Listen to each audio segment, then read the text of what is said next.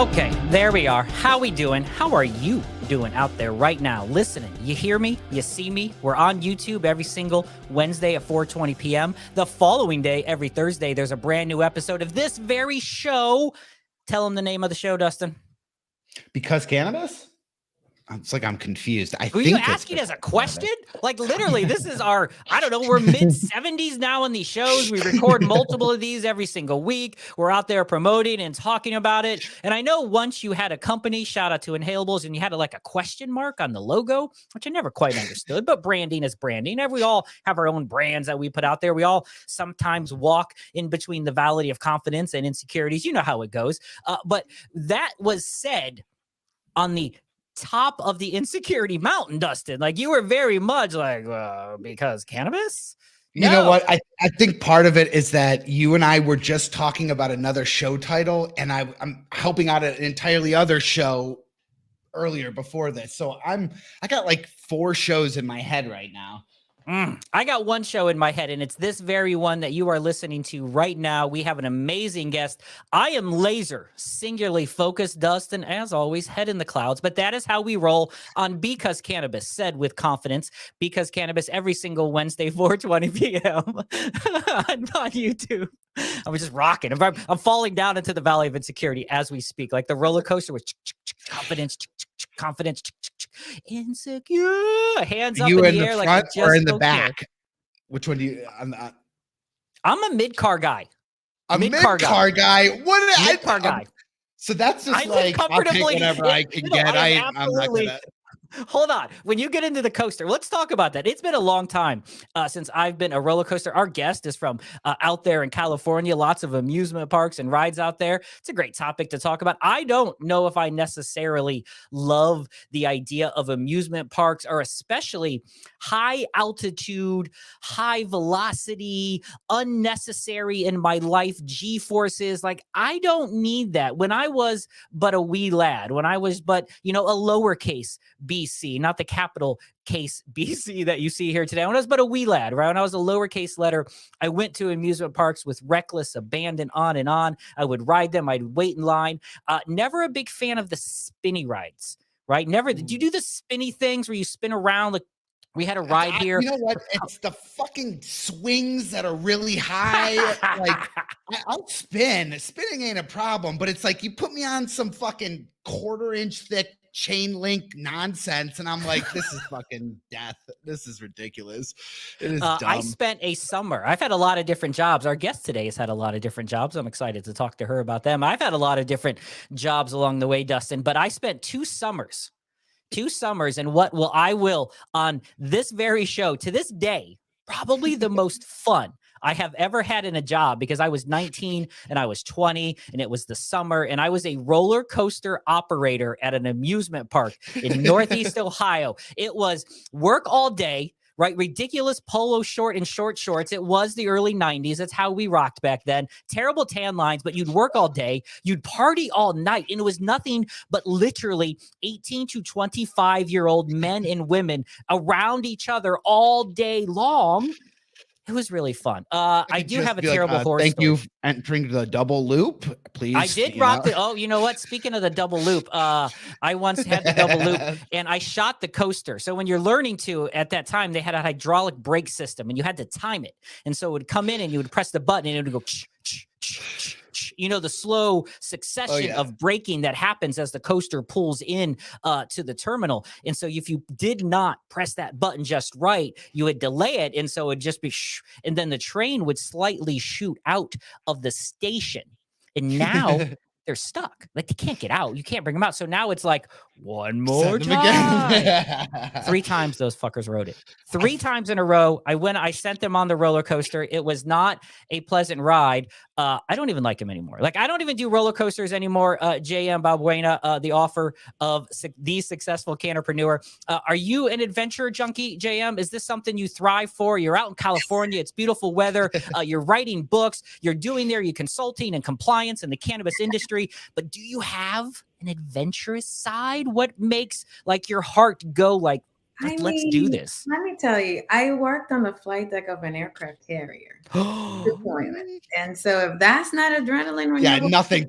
How do you beat that? Yes, absolutely. I loved it. I mean, that type of work, I was like, I would never do that anywhere else. And so it's super dangerous, obviously, but absolutely exhilarating.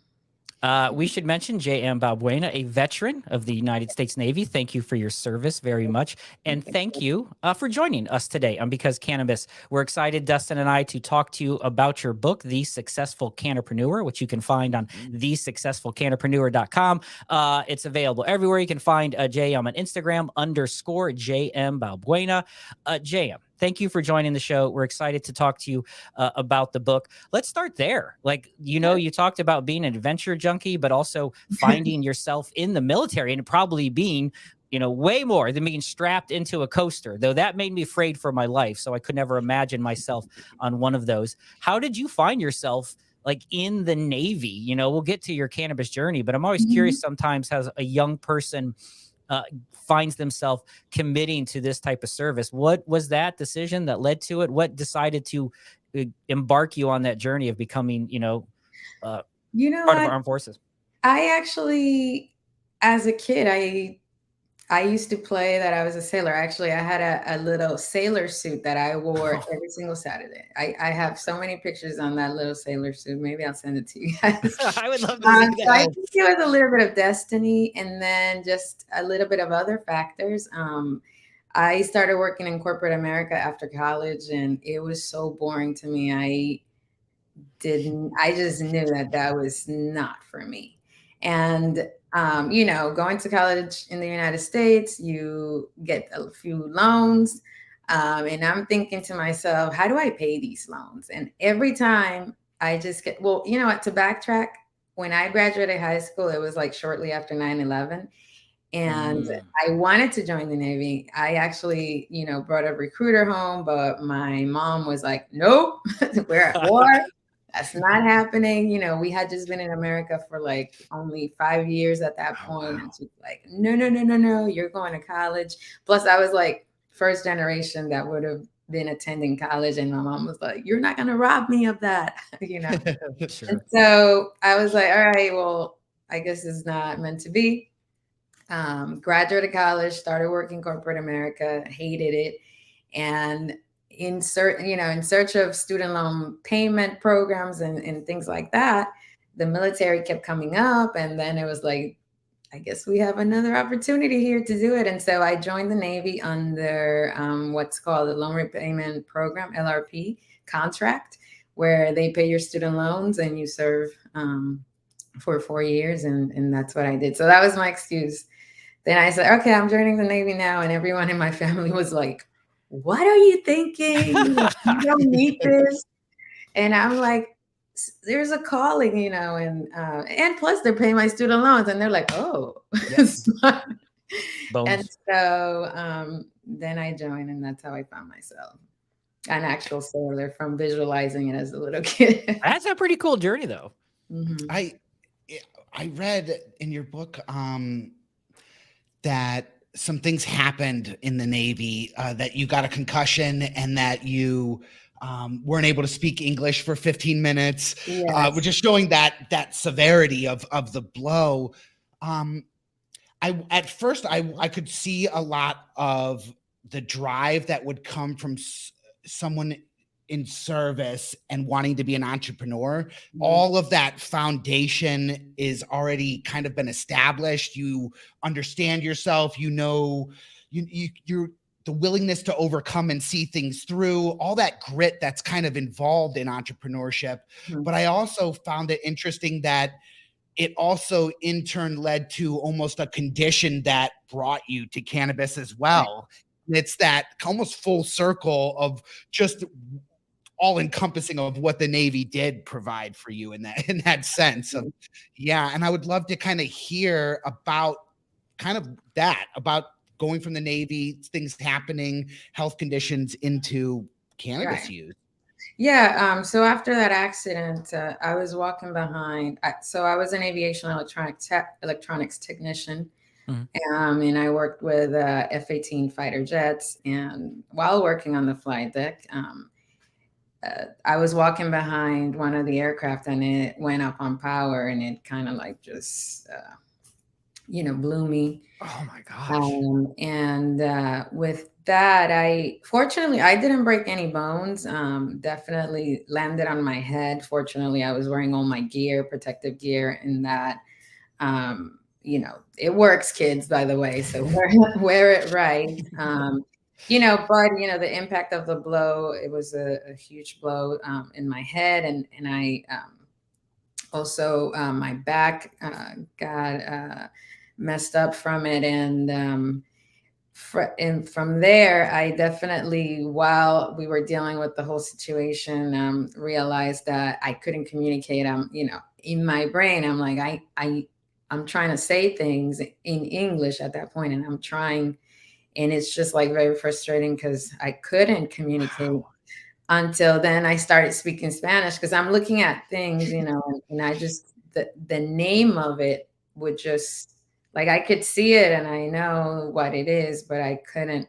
I remember I was trying to count. That's where they were trying, I was trying to do, and the numbers were not there. And so fortunately, my first language is Spanish, and it just kind of revert back to that. And that's when we knew that, there was a situation there. But like you said, moving forward from that, I developed a sleeping, my entire sleeping system is completely discombobulated. So I'm not able to, even to date, sleep through the night. And that's when cannabis came in. I had, before cannabis, 3 years of waking up like every hour, every 45 minutes. And I'm talking about fully awake. Just, oh yeah. And so at the beginning, it was super frustrating for me because I keep waking up and I'm not resting and I don't know what to do. So, while I was deployed, that's when I started, they were giving me Benadryl. They were trying to give me like light things, because some of the stuff they had, they were saying it was super addictive and things like that. So they didn't want to lead with that until I got back and, can get some studies done and everything that was going on. And well, long story short, I get out of the Navy. I'm still dealing with this, now it's almost 3 years. I'm dealing with the lack of sleep. And now it's like I'm very tense. I'm irritable and all these other things. Depression setting in because of the frustration and things like that. And another fellow veteran introduced me to cannabis, and that the rest is history. So that night where, literally after a few puffs, I'm like, I felt like I was waiting to exhale. I felt tense less. It was just like, oh my gosh, that's me. That's who I am. I want to feel like that forever, and it just completely shattered any thought that I had about cannabis at that point. Was just like a question mark, like like Dustin started earlier. Yeah, right. I'm just like, wait a minute. So why is this illegal? Like, exactly. Okay, this is helping me. I'm thinking my whole life, I'm thinking this was going to melt my brain cells, or I will wake up the next day asking for meth or something like that. And that was the case, and I started then looking into the medical benefits. Shortly after that episode, I met my business partner, Dwayne, who now started educating me about dosing, about edibles, and that completely just changed the game. So from there, now I'm sleeping better. Then I realized, oh my gosh, I actually need medical help, to deal with everything. So went to the VA, started doing therapy, therapy for sleeping. And then I started just incorporated cannabis into my, night routine, and getting full days rest or nights rest, I should say. And just completely changed my life. And that's when I just cranked up the engine. It was like the fuel that I needed to just start, my journey in life. And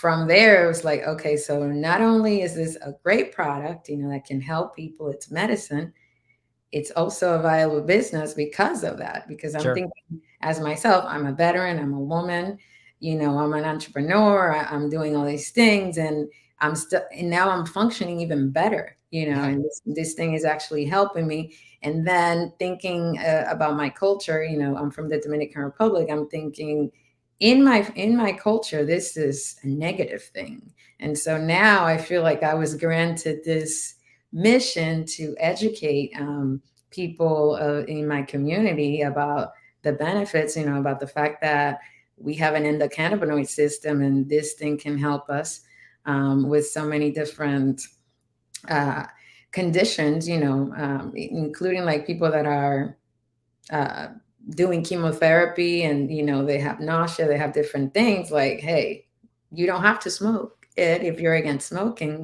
Maybe this little gummy can help you feel better that day. And, it makes a difference. I'm definitely the living example of how that changes everything. And so during that initial time when you were kind of consuming the cannabis, but also still very much a veteran and still doing that. And we've had some other veterans. We had Robert Kowalski. He's a founder of Veterans Ending the Stigma. He was just in DC on April 20th, like out there advocating for veteran use in the Department of VA.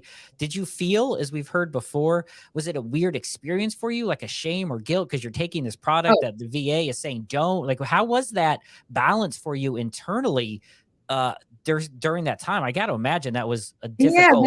Yeah, you're battling the conditioning, of all of the misinformation that you had, not only from the military side, but also, culturally, also maybe even some people because of religion, and now you're questioning, like, and I remember thinking like, wait, am I a drug addict now? Like, that's kind of like that's terrible. Like I shouldn't laugh. First few times, I'm like, now because I'm feeling like myself, but am I a drug addict for feeling normal right now? Yeah, it's a bit. Exactly, and I'm thinking, well, if this addiction is actually helping me sleep, helping me to get up and show up to work on time, like. And then, that negative and positive, it's like you're all these questions, and it's like, you know what? Let me just live my life. And this is actually helping me. So why would I choose the path of resistance? Let me go here and see where it leads. And it definitely led to a better place. So the green, it's definitely the grass is definitely green if you follow that path. So I was sure that Dustin was say something. So he's going, you're frozen all Dustin. Dustin's having connection issues today. We apologize here because cannabis, usually we're pretty good here with connection issues. We're talking with JM Balbuena, named the 2021 Cannabis Educator of the Year at the Las Vegas Cannabis Awards. Recently, the new Latino 100 Latinas Shaping the World. It's pretty exciting that then you took that journey, right? And now you're experiencing this, and you had said in yourself, I got these skill sets. I want to talk about education. I want to end some sort of cultural stigma and some institutionalized stigma within the government. You like the plant. There's a lot of people in that moment right there, JM. They like the plant. I consume it. I feel better about it. I have a story, maybe even I have some other connections, but the jump, right? The leap. So what is your step? Where you're sitting here, you understand that the plant's helpful. You're doing some research. You're looking into medication. What is that next step then? How do you go from that moment to getting to, okay, now I want to get into the business? Like, how does it go from a consumer and advocate? What was that jump or transition, or how did you get to entrepreneur and advocate? Well, for me personally, once I met my business partner, at that point, he communicated to me, and this is end of 2015, around, starting 2016. And when he mentioned that he was looking to get a license to grow, I just started asking questions. So I'm asking him, like, what do you mean? What does that mean? Legal, like to do it legally, can you explain? And so once I had a concept in my mind that I wasn't not going to go to jail if I that is always a thing, right? Because that, that's the other part when you're thinking, you're a drug addict. Wait, am I going to be selling drugs? Like this, you know, and this is 2016 again. At that point, then I felt comfortable, especially when I'm visiting the site, I'm seeing paperwork, and how things are working. And I took the leap. I literally asked them, can I come work with you? Can I work for you? I don't care. You know, I'm really interested in the potential of the things that you got going on. And then the bigger picture, you know, the fact that this plant can help a lot of people and it's a viable business. You know, the dispensaries, there's a lot of traffic. This is my limited knowledge at that point. Sure. And he gave me the opportunity and we ran with it. And 2 years later, you know, I earned my partnership. And so I put in the work. I'll tell you right now that since 2016, when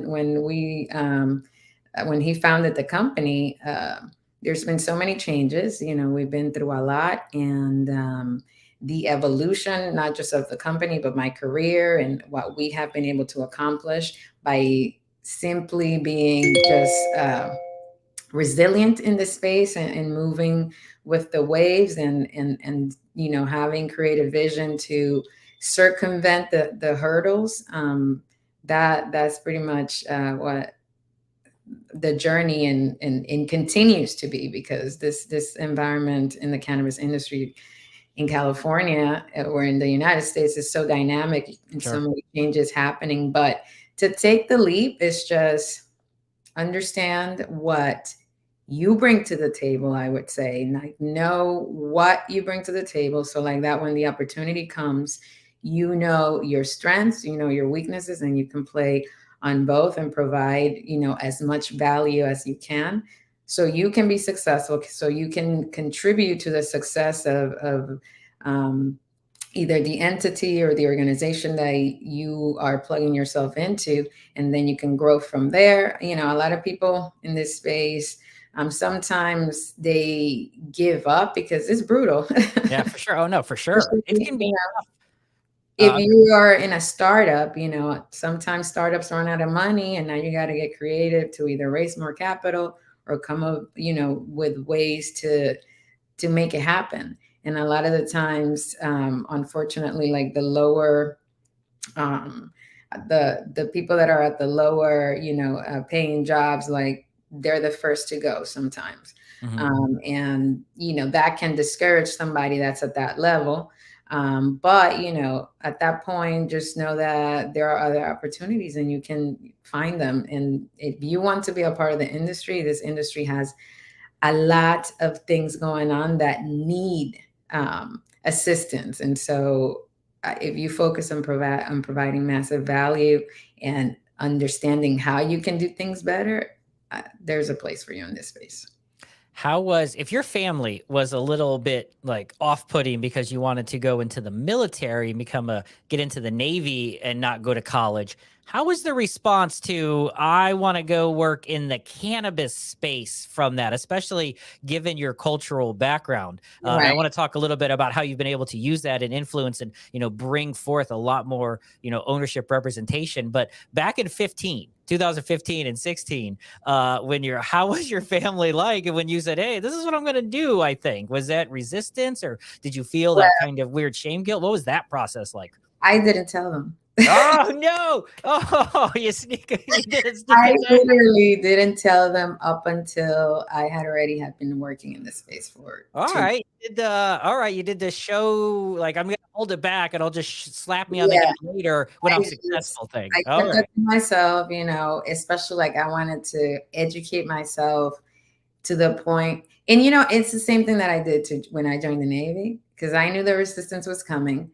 I literally knew every question that they were going to ask. I had an answer for it when my family had the little intervention of, what are you doing? You went to college, you have a job, like, you know, so being in this space for 2 years, you know, at that point I felt super comfortable explaining how this was helping me medically, and then explaining, you know, the business side of things, the fact that, you know, hey, especially because I focused on in our business for Prime Harvest, which is the company I focused on the compliance management and licensing acquisition. And so I was able to literally explain the process. This is licenses we're getting in the city of San Diego, and things like that. And at that point, it was just like, are you sure? Yes, I'm doing it. And look, there's receipts everywhere. There's receipts. It's legit, right? It's Right. there.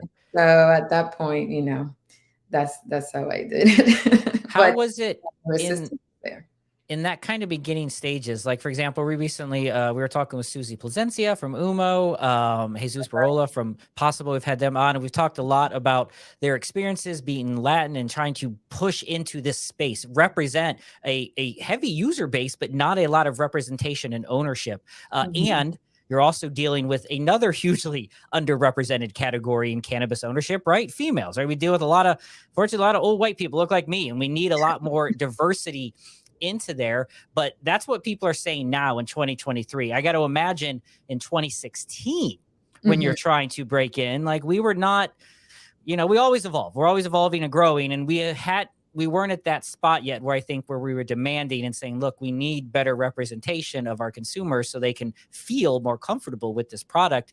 How was that?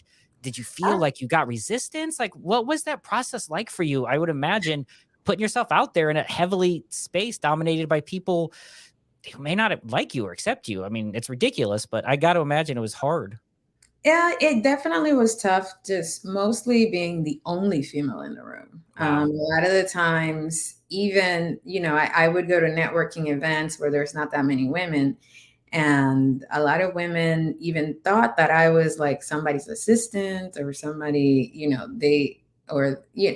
there with not necessarily for business or something like that. And that was so weird to me. Yeah. I'm like, girl, or even being the only female in the room, and at times being dismissed when I'm talking, people interjecting and things of that nature. But I think I handle myself pretty well and confidently. Fortunately, my business partner, Dwayne, he's Black. And so he also understood, my position and a lot of the times I would say acted as an ally to, just make sure that I had my space to express, especially because I'm running the company with him, and just giving me that little bit of just push even to feel more confident in saying, excuse me, don't interrupt me, and moving on with my point or something like that.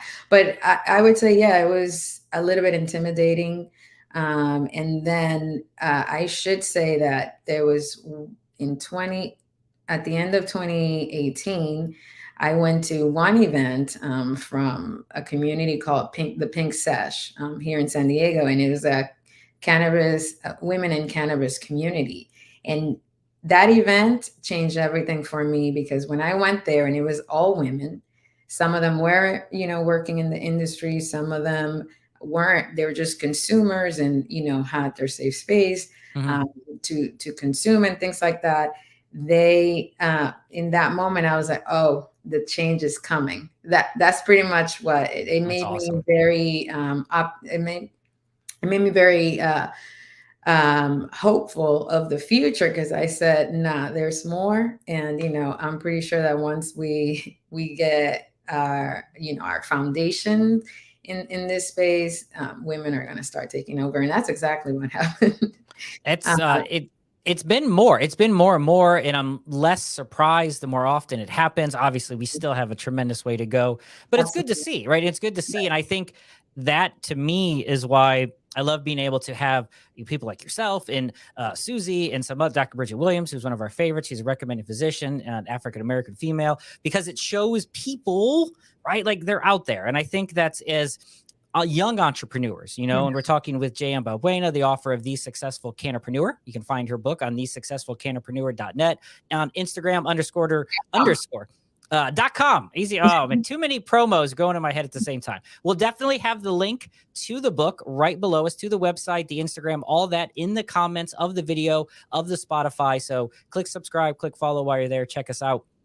I would imagine when you're going through that, that's this one transition that you're going through, trying to find your place, trying to be involved, trying to get more, recognition and ownership. But you also, at the same time, your company is going through this transition in California, if you're in 16, 17, 18, of the medicinal to the adult use wave that happened right around 18. It became legal, started slow, and now is a $10 billion industry in California.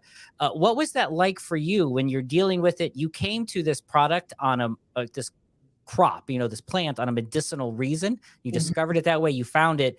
And now, and the money, let's be real, the money is in adult use. How was that transition for you, for Prime, and that transition time? Did you enjoy it? Were you happy for the adult use? Did you have to do more education? What was that like for you, going through the medicinal to adult use? As many states, our state here, where I'm in, is Ohio. We're struggling. We're at some point going to have this medicinal to adult use transfer. What was it like for you guys going through that?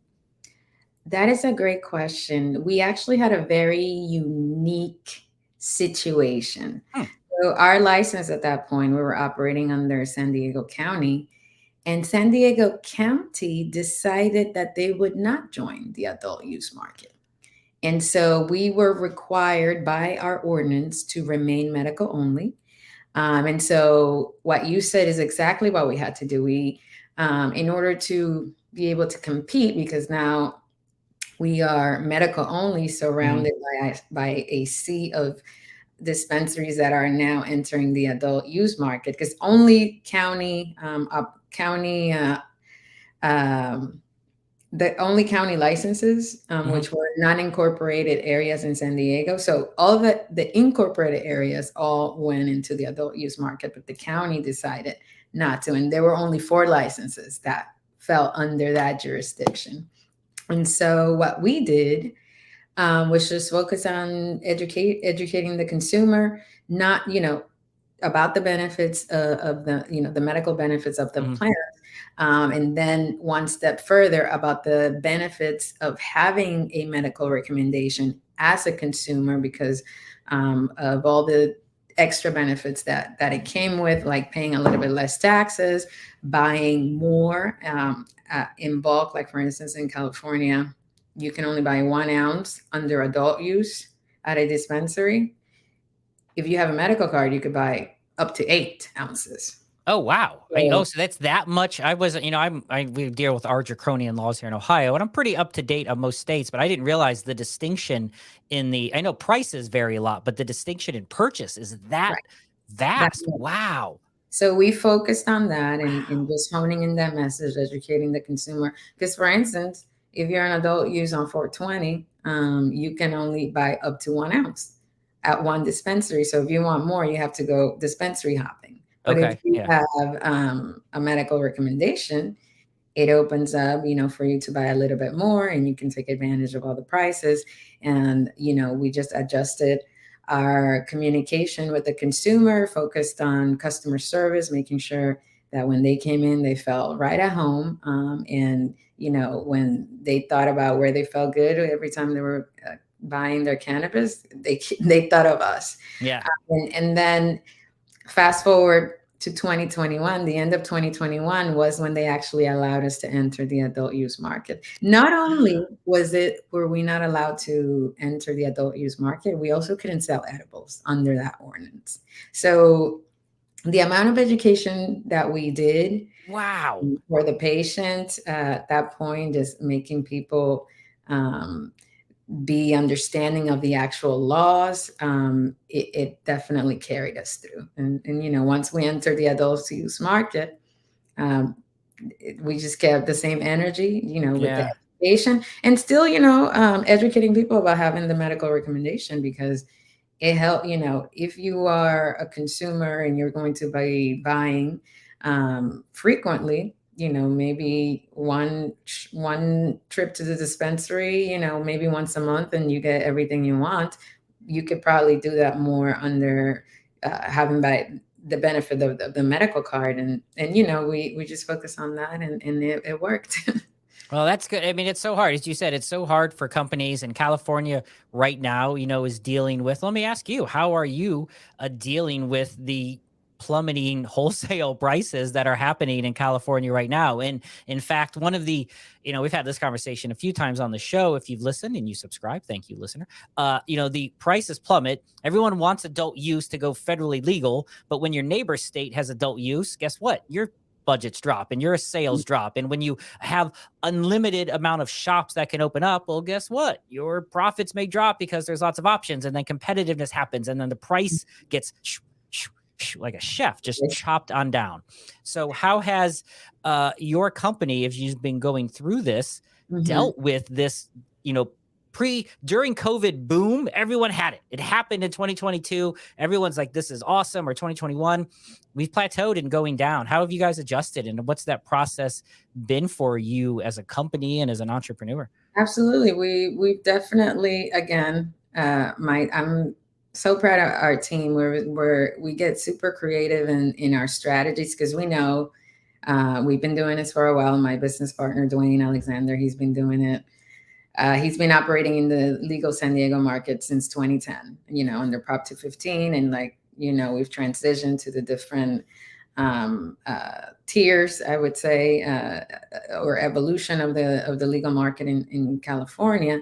And so to deal with that, again, we just focused on now that, buying in bulk. So now we have a distribution facility. So we buy our own, we buy directly from the farm, and, make sure that because we understand the importance of the supply chain and the people that have been affected the most by it, the group in the industry that has been affected the most by these plummeting prices were the growers. And so we were just working, now that we have our distribution and manufacturing license, we have been working directly with them, packaging our own flower, and making sure that we keep some healthy margins and pass a lot of that savings also to the consumer.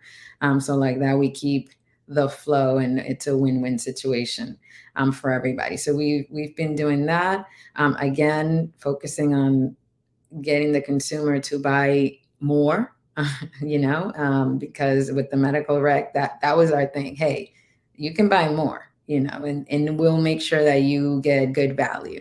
You're just appealing to the customer, though. I mean, that's what you're trying. You're just trying to find that way. And it's both a great idea. It's cynical market. I mean, whatever it is, it's a brilliant idea, though, to focus on that, and it matters.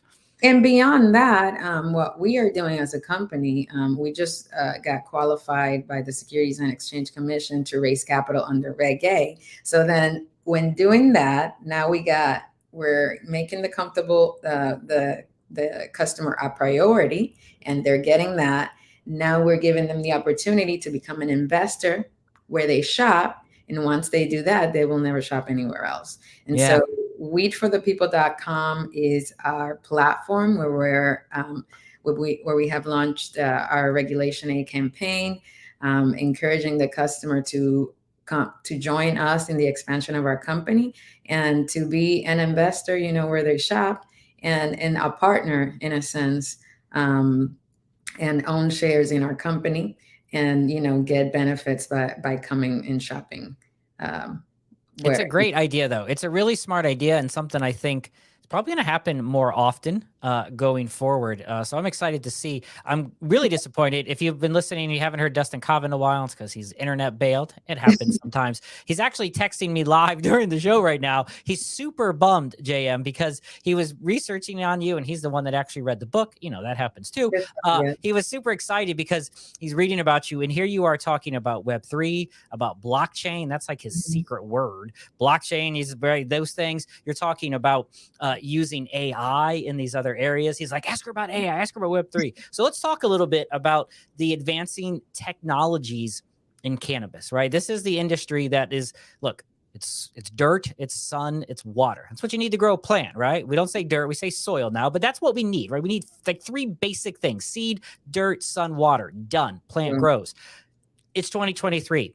I know the legacy market, it's going strong. I'm sure there's awesome sun-kissed plants in Humboldt County, but we have technology, we have lean, we have efficiency. It's changing on a scale to keep up with those pricing structures that you just mentioned. So how and why did you start to turn towards technology. Talk to me about how, Web3 or AI, what you're doing there. Yeah, so with that. With the Web3, what we're doing there is utilizing it to evolve advocacy. So Okay. still, similar message. Obviously, like you said, it's a plant. It has medicinal properties.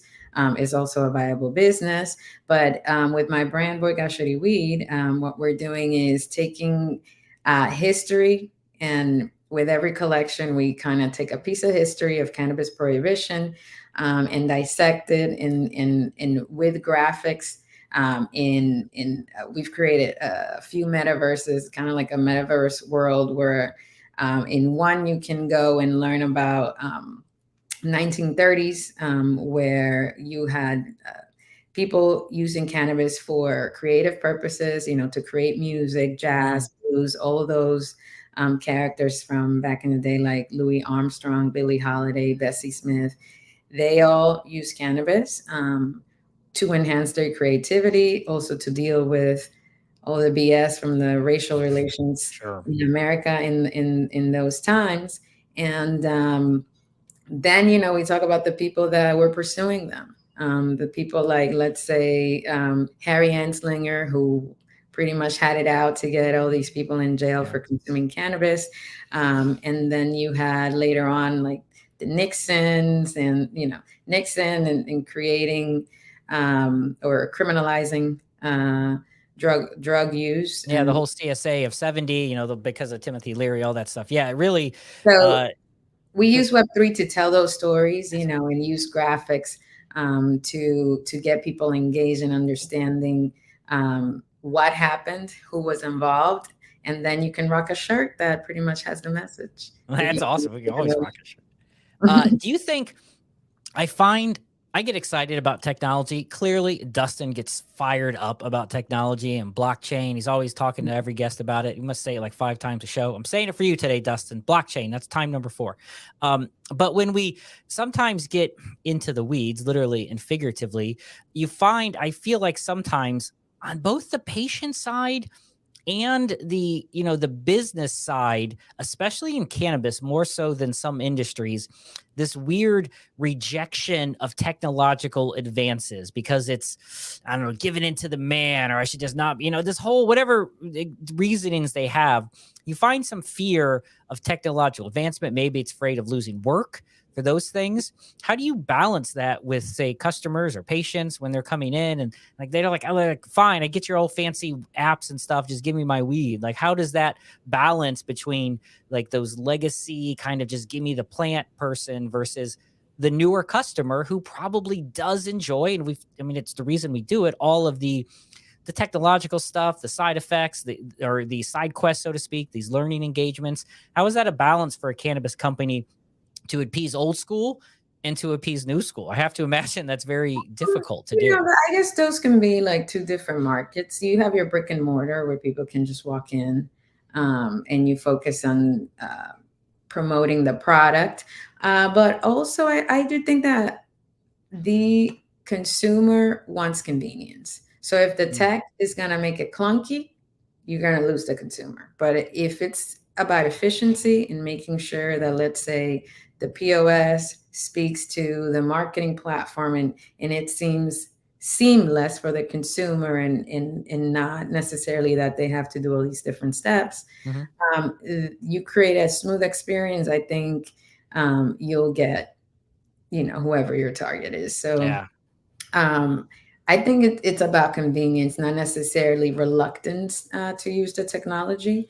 And for us, as a company, like Prime Harvest is tech focused. For us, like the problem that we're tackling is using technology to make delivery service better, just to, get down the times. Because when you order, you don't want these 2 to 5 hour windows. When you're ordering, you want to consume right then and there, unless you're unless your intention is to do it maybe tomorrow, so you order it the night before or something like that. But you don't use DoorDash, with a 3 to 5 hour window. And so for us, what we're doing now is trying to solve that problem and creating an application that streamlines that and then uses the law in California to be able to do sort of like an ice cream truck model for delivery purposes. Oh, I'm feeling it. I can slowly start to picture. Hold on a second. I think that's everyone's dream, right? I think that's been like since Cheech and Chong days, the original stoner's dream was like an ice cream truck that plays like a cool song and it's coming down and the dude's got like, your dude is literally got like strains down the side. Like the ice cream truck has like the drumsticks and the SpongeBob thing with the gumball eyes. Like that, at least not in California. That would be. Because the product, has to be packaged a certain way. The delivery vans have to, have some type of security, but, you will get that sense of getting your cannabis right away, maybe between 15 to half an hour the most, which is right now for a delivery of any kind, cannabis or not, that would be a reasonable amount. Yeah. So we're working really hard to make sure we provide a solution for that experience using technology and, in compliance to be able to do it. It's amazing stuff. I love what you are doing. We're speaking with JM Balbuena, which is great. It's great that you have all this stuff, but you went an extra step, JM. You decided to write The Successful Canna-preneur. So you're doing all this. You're working, you're running these companies, you're putting technology on the forefront. You have some awesome ideas. Why sit down and, start to put this information out there? What was your drive? I mean, a lot of people, you're working, a lot of time and effort to write this information out. What was it within you that felt like I need to share my journey? Well, something that you mentioned earlier, which is the fact that, my voice, being a woman, being a Black Latina, being a veteran, I felt like a lot of people would be able to relate to my story of, what we've gone over, going from a medical patient to a professional in the space, to an entrepreneur, to, running businesses and things like that. And I felt compelled to represent, Sure. to represent these different voices, these different communities, and let them know, hey, there's space here for you too. If I was able to do these things, if I was able to meet these people that were also doing things, and band together to create solid foundations to get you guys on board. The purpose of the book was really to attract, these communities and give them information so they can make an informed decision, not just about the plant, but also about whether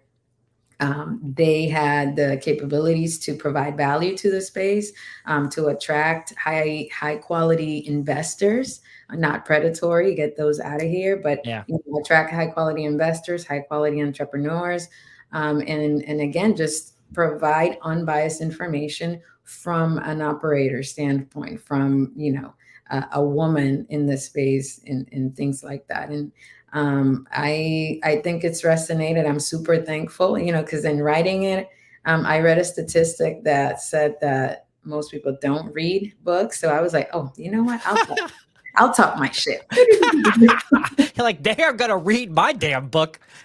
And then, and so when I started getting feedback that people were reading it and, it was like, oh, people do read. Oh my gosh, that's awesome. And made me, mission accomplished, people that looked like me were letting me know, hey, I'm compelled now. I see a way. And that's all, that's what it was for. That's what it was for. So it fulfilled the purpose. So. Well, that's fantastic. You can pick up your copy of The Successful Canna-preneur from thesuccessfulcanna-preneur.com. There's a link in the comments below. You talked about, as we kind of start to wrap up, just a few, you talked about like avoiding predatory loans, which is a big issue in our industry, right? A lot of people want to get in the cannabis industry. There's a lot of people that see the green in the money and not the green in the plant, and they can take advantage of you. What are just some overall kind of suggestions? Oh, yeah. Stuff happening in the background. Yeah, somebody's doing the lawn. Let me just tell them. So sorry about that. No, that's all right. It happens sometimes. We lost Dustin on this show. Yeah, I'm going to just talk. You do your thing. We lost Dustin Kava already here on the Because Cannabis show. JM's getting the lawn mowed. It's a practical world, everyone. Sometimes you just got to do practical things, and we're all just living in it. I'm going to cut my lawn probably after I record the show. So JM's getting her lawn done today. You don't need to apologize. Look, we're all just living. Life happens. I'm glad you joined us today, lawn being mowed or not. I just like it that someone's mowing your lawn for you. I got to go mow my own lawn, damn it. I need to write a great book like The Successful Canna-preneur. What are just in general, like some overall tips? I imagine you get a lot of people who have a lot of great ideas, right? And ideas to me are just these kind of thoughts. You got ideas, I got ideas, that dude mowing your lawn's got ideas, right? We all got great ideas that just sit up here in the ether. And then when you like snatch them, when you pull them down and you put thumb on a phone or fingers on a keyboard, you create plan, like, and then you start to launch forward. But it's that struggle, right? Just like we all live in the valley of confidence and insecurity, that gap of idea to plan, that sometimes feels like a Las Vegas to California highway, just miles and miles and miles and miles of nothing. Like, I'm going to get there, but gosh darn it, does it feel like I'm just going forever with nothing happening along the way in the same desert view. How or what have you given out as far as advice just to the person who's stuck? They're driving the road and there's no exits. How do they go? What do we do to get from idea to plan? You have to take action. That is what you have to do. A lot of the times we read ourselves into a wall, and we keep reading and we keep listening to someone else, and we keep doing courses. And what you need to do is start from the bottom. While I worked with my business partner, again, startup, sometimes we ran out of capital, and I had to figure it out on my own, to go a couple of months without getting a paycheck, and getting creative, doing my own thing on the side to be able to continue to do, because I was so interested in being where I am today, essentially back then, 5 years ago. And it's just, don't give up. You just got to keep finding ways to keep on going. And a lot of the times you have to start again. You may have a tower, one building block fell, and now you don't have a tower anymore. But what you do have is your idea, your why you're doing this. And I think that's most people in cannabis, their why is beyond just themselves, because the culture of cannabis is about community. It's about compassion. It's about, bringing this message to battle the stigma and to get more people on board, so we can have a stable industry, so we can have a stable access to the plant. And so when you remember that, that why that is beyond you, you find a way. You will continue, because there's somewhere that I read, and I read a lot, wherever there is a problem, there's a solution. So you just have to think. You have to go back to the drawing board, and find, because look at us, like what I told you earlier, when we weren't allowed by law to enter the adult use market, we could have been like, all right, we're done. Yeah. No, that's the cost of doing business. Now you just got to figure it out. And every time you come to the other side of those hurdles, you're in a different level. And even if, let's say, you have to start from scratch, now you're doing it with information. So you're gonna find a way. And that's what I think. You have to take action. You have to start at some point. Information overload is the thing, and sometimes it creates paralysis, where you're like, damn, I know so much, I don't even know what to start.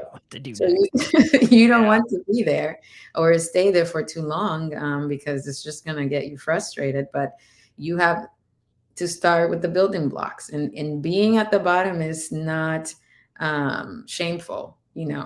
It's the start of your journey, and that means a lot. But time's still gonna pass, so you have to be about that action.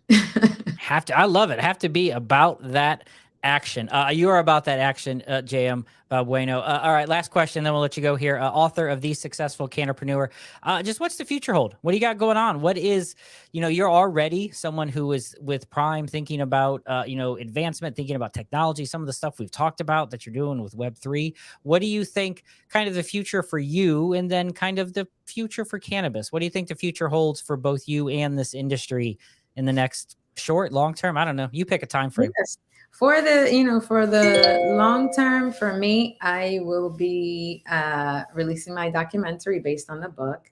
My passion is filmmaking, so this plan has given me the opportunity to even include that in my repertoire. And so we've been filming with my businesses and other individuals in the space that are also contributing, to making this industry more sustainable and making this industry more accessible, and things like that. So we're excited about, hopefully by the end of the year, introducing the Successful Canna-preneur documentary film. So that's one thing. Obviously, this capital raise with weedforthepeople.com.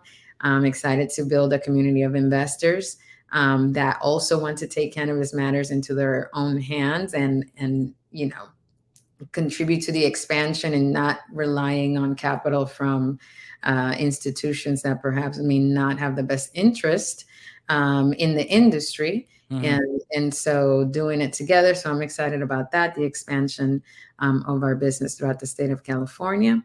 And I'm excited for the summer. What about you? What do you got going on?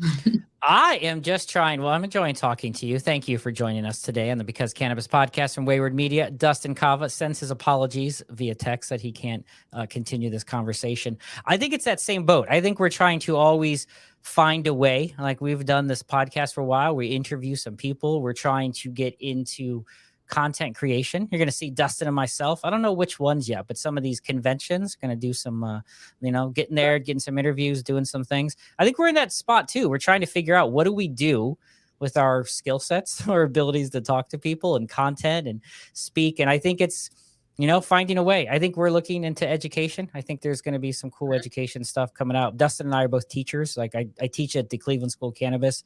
I teach a lean cultivation class.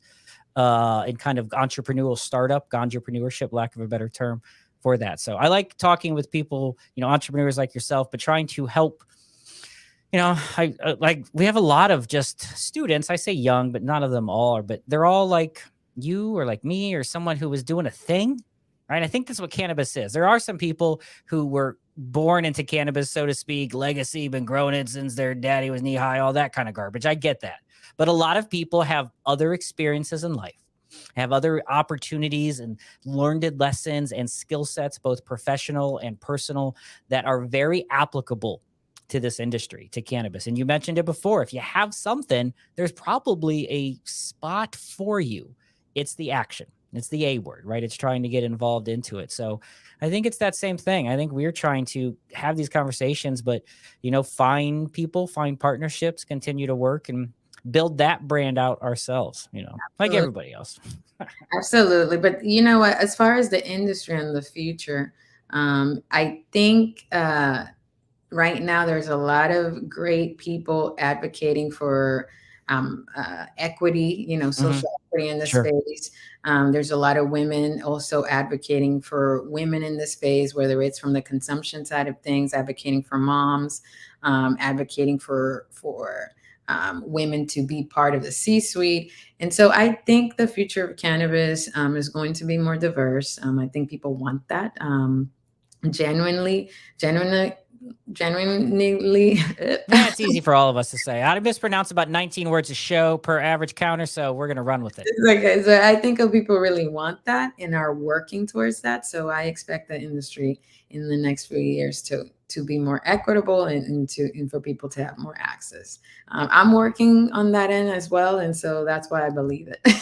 I hope so. I think it's going to happen. I mean, we've come a long way in a few short years, right? Even since COVID. So I think it's got potential. I mean, I do. I think it has potential and it'll grow, but it comes from people like yourself. It comes from, people like Susie or people like Bridget, or putting faces out there, showcasing, here we are.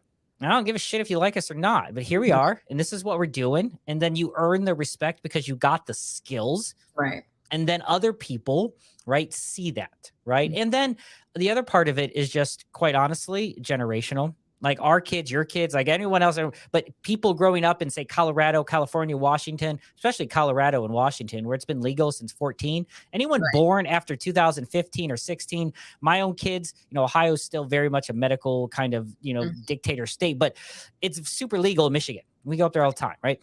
In about 15, 20, 30 years from now, no one's going to care. I mean, to a point, there'll still be some, but I think that's the biggest time will fix this. It's just, I may not see that, but I'm hopeful that our future generations, and it seems like they would be, will grow up in a world where cannabis, weed, pot, whatever you want to call it, is not evil. Right. It's not evil. It's a business like alcohol, but you don't have to be embarrassed to say you do it. Right. It's a business that anyone with some capital, you're always going to need capital, but right now the investment, particularly to get into plant touching worlds, is enormous. And so that's a difficult hurdle to overcome, but it takes people. I'll give a quick shout out just because we're talking about diversity for our school, the Cleveland School of Cannabis. Our keynote speaker at our upcoming graduation is Ariana Kirkpatrick. Ariana Kirkpatrick is the first female and the first African-American vertically integrated licensee owner in the state of Ohio. And she has a great story. If you're not familiar, she runs Harvest of Ohio, harvestofoh.com. She was someone, and Ohio had this whole process like happens when licensees come on and they do the social equity thing, right? Which is sometimes it's a lot of talk. And so she was recruited for being what she looks like, not who she is up here. Right. And she went with it. She kind of knew it. But then when push came to shove and she got kind of cut out at the last minute, she took action and she said, okay, boys, let's play. And boom, here she is. She has a successful operation. She put her cultivation facility in the southernmost part of Ohio, which, if you're not familiar, JM, it's right on the tip of West Virginia. So it's very rural. It's very rural. It's very white. It's very probably conservative, right? And she purposely put it there as a majority Black run company for synergy. She wanted to force it into people's heads. If you want to work in cannabis, you're going to have to deal with the fact that you have an ownership in minority. And it's been an amazing success for her. So just a shout out for her. But it's people like that, like Ariana. She runs a group of all the African-American owners in Ohio. Anyone who has an ownership stake, which is only 9, unfortunately, of probably 100 some companies, but they all get together, they promote these events, and it's a great thing that they're doing. So it's people like her, people like what you're doing, what Susie Palencia, what Jesus Barola is doing, like what people are doing out there, talking about it. Just coming on our show, and I appreciate you coming on our little show and sharing your story. It was really fun to chat with you, but it's just telling people again and again. I had a conversation with someone recently, and they were annoyed that they felt, and they're just to paint a picture, they're an African-American male businessman. They make an amazing edible product, if I'm being honest. But they have, a look, right? They has a look, and they're not ashamed by it. He's tall, he's got dreadlocks, and he's always nervous that when he goes into these conversations, he has to do 2 things. Explain who he is and why he's qualified because of how he looks, and then educate people about the plant because it's not, evil. And with the honest conversation I had was, you may have to for a while. You may have to repeat those same things for a while, but it's okay to build that. And it was to wrap this and bring it back around. It became his why. Like, this is your why. So other gentlemen, other people in your family, other people in your community can say, if you are doing this, I can. And so you may have to explain it. And it is tough and it's not fair. It's crap. But I'm glad you did. And I'm glad you wrote the book. I'm glad you're proving people wrong in what you're doing. I'm glad that you're representing your community, right? Well, and cannabis well. Hell yeah. I'm glad you're representing cannabis well. So thank you very much, JM. You should learn from JM. Go visit thesuccessfulcanna-preneur.com. Pick up the book. We'll have all her social media, LinkedIn, Instagram in the comments as well. So check that out. Thank you, JM, very much for joining us today. Had an awesome conversation. I'm sorry, Dustin. He was so excited, but I'm sorry we lost him. Here's what we'll do. Documentary comes out end of the year, sometime around that time frame. We got to see it. We just talked to, who did we talk to? Riddle, soilbros.com. Check out soilbros.com. We'll give them a shout out. They are 4 African-American gentlemen building an urban garden here in Cleveland, also cannabis centric. And so teaching young men and women and anyone who is just, built in an environment that doesn't have greenery, that doesn't know maybe not know how to grow an herb or a chili, like teaching them these skills right in the middle of downtown. And it's cool, right? And it's a very cool environment with what they're doing. So when the documentary rolls out, The Successful Canna-preneur, we got to see it. We got to talk about it. Like, we want to keep spreading your message out there. So maybe at that time, when that comes around at the end of the year, JM, we can get you back on and keep this conversation. Absolutely. Thank you so much. This was amazing. All right. Thank you so much for joining us. Thank you for listening. Hopefully you're still listening. Hopefully you hit the subscription button, clickety-clack with your finger on YouTube. Every Wednesday, 4:20 p.m., a brand new episode of Because Cannabis from Wayward Media. Also, every Thursday, that same episode airs on Spotify, video podcasts on Spotify as well, and anywhere that you listen to audio podcasts. Don't forget to follow us socially at MeetWM. Follow us socially on there. Check out all the other comments and such in there to see where they're at. We'll see you guys next Wednesday. Take care.